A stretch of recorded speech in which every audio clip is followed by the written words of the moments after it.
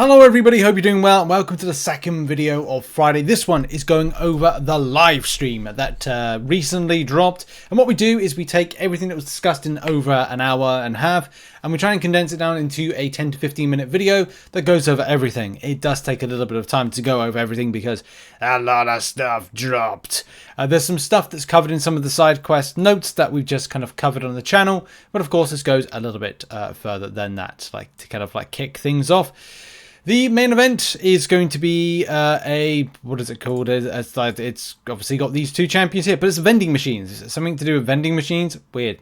Side quest wise, we have got a Rifts thing returning. So look, Rifts are back on the agenda. There's things that are there that are going to be really helpful for you. Like you get to choose the path you get to go on, and we've had this before where Kabam have improved over the event of Rifts in the past. So there is going to be that level of chance and RNG, and that's not going to be too great, but also there's going to be better stuff on the way as well. And we'll be covering it as things drop, and there's going to be lots to go over, including new endgame content-based stuff. Ironheart as well, you can see on screen is the snippet from the deep dive, and there's some really nice stuff for this particular champion. So it's just like regularly build with this champion, build under an SP2, throw an SP1, vulnerability passive on, and then rush to an SP2, and while the vulnerability is on, smash it for big yellow numbers, which you're going to see in a minute. Incinerate damage is going to be very helpful and very nice, which again you can see taken away, but it's not going to be as nice as that, which again does a lot of damage. Champion is going to be hashtag metal, so whether or not you're going to be taking your Magneto against the champion, that's going to be another thing. It's a great damage champion. I actually wish this one and Dust was available for Necropolis when I was doing it, because I think we would have had a lot of fun with that one. So Alliance War, defense wise, not so much. Attack, maybe. She's also got a tracking debuff, so she can deal with mist champions, and also Battlegrounds. Probably good as an offensive base, maybe not so much defense, but hey, you never know what's going to happen with that one. Let's now move our attention to Dust. Dust is build up with the debuffs, convert them to passives, and you're able to do a lot of damage. Oh no, you're able to do a heavy attack, then convert them into prowess, which you can see there's so many prowess on the screen, and that's huge yellow numbers. As I said, the ramp up and build up for Dust does put her as a very strong mutant for just for Necropolis. So that's annoying because I just 100%ed Necropolis. Anyway, she's a skill destroyer. She can deal with champions that are going to purify those pesky debuffs by obviously doing that, where she's able to do that and that. By the way, you have to be watching the screen to know what that is. And that what I'm talking about, that is big yellow numbers. Really, really nice stuff. And yeah, maybe good on defense, as she can she can do in defense. She can do unavoidable damage, and also she can get with her grit passives. She can counter unblockables or block unblockables or whatever it's going to be with that one. So that's fun. So moving swiftly on, two new great champions coming into the game. There's also information about the Summoner's Choice that, of course, we covered on the channel. We have got the Lunar New Year events coming. There's several. There's tons of events. We'll be covering it when stuff drops. Keep locked to the channel throughout the month. We'll be covering things, so that's going to be important. Summoner's Choice 2024 last round is now. The champion will be announced next week. So Kabam are doing another live stream next week. What that will be kind of covering and dissecting, I don't really know, but hopefully it's helpful stuff, important stuff, and fun stuff. Also, the Deathless King Groot based challenge. There's a challenge coming up.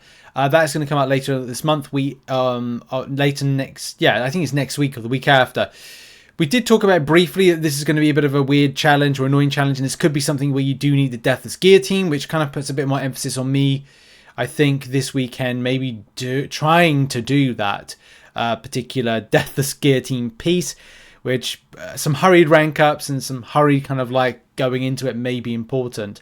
I don't know, it's just something that Kabam Crash said about that I think we should all be a bit wary of, especially if you want that piece. But you're probably going to be asking some more questions about how that factors into where you get the other piece from it, and that will come in time. So we need to move over to something very important, which is Tyler. Is it Tyler? I think this is Tyler. This is Tyler. Tyler is going to be talking about the narrative roadmap. And in this particular segment, you're going to see some changing of hats. When he changes hats, they may be a clue. They may not be a clue. They may be red herrings. They may be to throw us off the case. They're also referring to some of the names of the month and the event as blanks. So it will be on the lines of forbidden blank, which is this month is going to be forbidden fruit. Okay. Then it's going to be stuff like different things for different times. So we'll be doing, I'll have to do a separate video about who I think it's going to be. So look out for that video over the weekend. Lots to do. I'm going to see my dad tomorrow morning and then work through until Sunday. And I think he's coming out of hospital on Monday. So from what I gather, but we're still waiting for some results back from testing. It's only day 2, so it's pretty incredible of his progress. So we're really kind of like happy about that. Anyway, right, so here we go. Start off with January, and we know it was that there, make it there, forbidden fruit. And then we jump to March. Now, you can see if I move, I'm going to have to be very careful about where I place myself because there's going to be hats. So let's move, should I try and like move me down here? Let's grab me there. So I'm going to put me down there. And the hats. The hats, ladies and gentlemen. Oh, look at the hats. So the hats are the clue. In March, it is said that we think it's Fantastic Four. The World Tree, Moths to a Flame, Squirrel Girl Association could be something right there. Again, I'll have to do a dissection of it. Go and check out some more info. We'll be doing some things. April, right? Still with the Fantastic Four hat. So I don't know if this is a double month in association with Fantastic Four. It's either going to be a villain of, an associate, can't be a member, temporary member, future member. Could be. I did see this thing about Val Richards, which is I don't know. In May and April was Science and Tech Champion. Similar names, Multiversal Madness. When I say similar names, I got this. I don't know. I got feelings, man. I got feelings. It could be something. May, the blank job, which is not the if you're to blow on something. And then you know what I mean? Like X-Men month, apparently. X-Men associated character, possibly. Mutant and skill. Heist. Mooks for money character associated with. Could be many with that one. Could be many, could be any. In June. We've got to go across to June.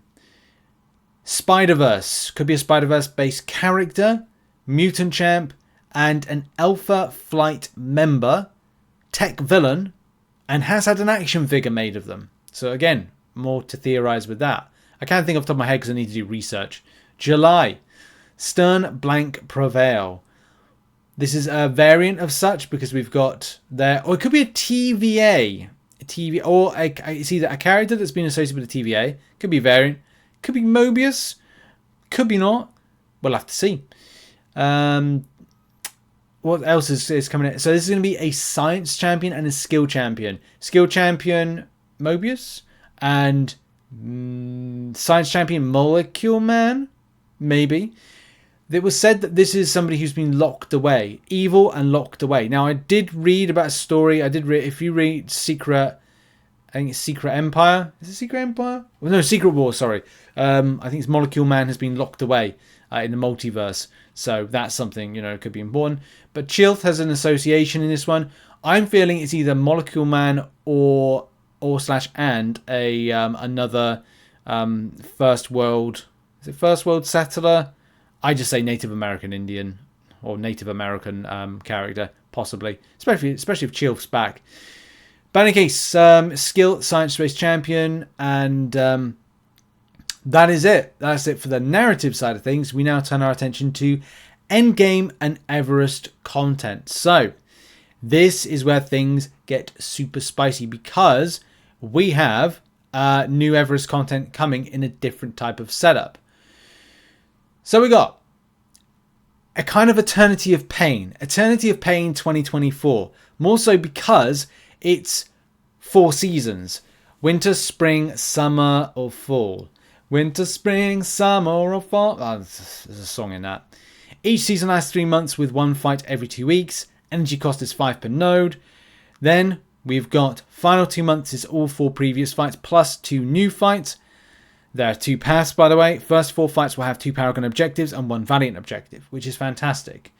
And this is better. Why is it better? Well, the way that the rewards pay out is finer. It's a finer... By the way, February 7th, so it will launch. The new Eternity of Pain will launch next week. And then it will have a... Well, Winter of Foe. Sorry, Winter of Woe. Winter of Woe will start next week and then go for 2 weeks after, 2 weeks after that. Similar to how it was with Summer of Pain, or Eternity of Pain, I think it was last year with it. And those are the seasons right there. So we've got May to July is Spring of Sorrow. Then we've got August and October for Summer of Suffering.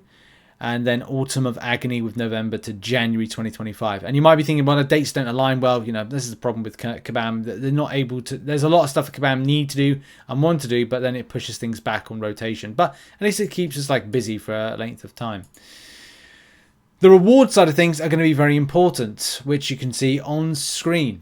We need to get some kind of like arrows in to just point out a few things. So with the arrow, if I can just get this back to where it was, because I just clicked on multiple things. So on the arrows, some important things. Tier 4 Alpha.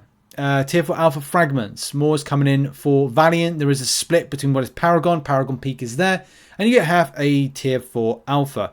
For those that are a Valiant player, you get a lot more. Thank God I did Valiant when I did, because I would have been scuppered for all of this. So for Tier 4 Alpha, that's going to be so important for us. 57. Okay, so 57,000 is what you need. So Valiant players, I think, get 2.5. No, 1.5. It's 1.5 of Tier 4 Alpha, which I would hope more, but you know, it is what it is. If you are, but this is a problem as well, because if you are non-spending, I don't think you are. If you got the Cyber Weekend deals, non-spending cash deals, I don't think you're even close to kind of getting there. That kind of tops you up to. Part of me wants to say 2. You're on 2 because you would have got 1.5. So I want to say, are you 1 more away or 2 more away?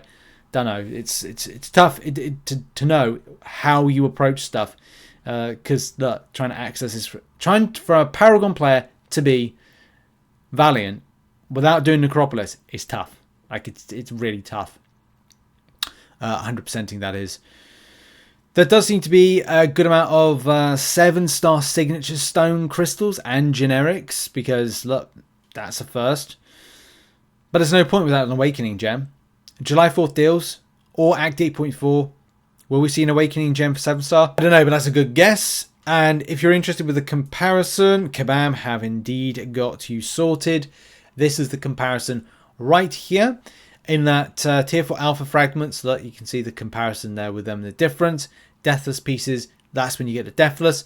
Also bear in mind, as soon as you hit the thresholds, you will get the things. So it's not a case of it topping up. It's a case of as soon as you've reached 3rd milestone, you can pick up that. You get to pick it up. As soon as you reach the 4th, you get to pick up that. You don't have to wait for a payout. It pays out as it goes. So that's really positive for reward acquisition. I've got hiccups again. Oh, my word. Hey, I think I had my dinner too quickly. And that's it. That's in my opinion, that's the only kind of like memorable things or kind of like important things to mention. Apart from this, the start point, which we know about, the reward hits, the seasons. Yeah, we've covered it all. That's good. I've wrapped this up in a shorter period of time than I was hoping. That is fantastic. So for me personally, I love what the end game content is going to be like. It's sad that there's nothing available for say Thronebreaker Cavalier, but this is the thing you're going to have to put up with. Kabam want you to get up your titleage. They want you to get up to progression titles. Which, look, it's tough. It forces your hand, and you're like, oh, I have to do this, which sucks. I always hate that, but at least you've got a busy February of things to do, because there's tons of things to do, and we'll be covering, as I said, on the channel. Thank you very much for watching this video. What are your thoughts on some of the things that you've heard about and seen about today? Check out some other content located on screen, and I'll see you in the next video. Cheers, bye-bye.